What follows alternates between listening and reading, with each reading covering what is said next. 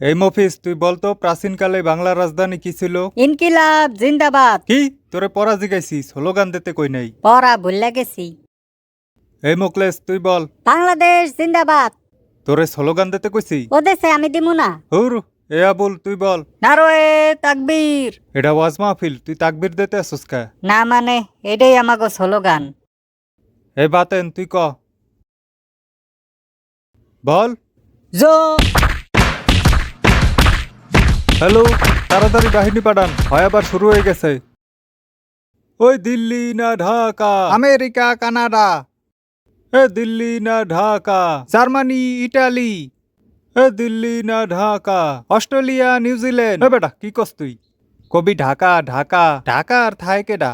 Honours master শেষ হইলেই আইলস করে সবাই ভিসার জন্য দৌড়ায়, তখন প্রয়োজনে ভিসার জন্য দিল্লি যায়, কলকাতা যায়। চুপ!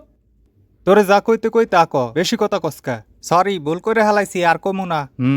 এ দিল্লি না ঢাকা, টাকা টাকা। বাঙালি টাহার জন্য হুদা দিল্লি না সব জায়গায় যায়, তখন আর কেউ ঢাকার চিন্তা করে না। আরে কেমন দেশপ্রেম!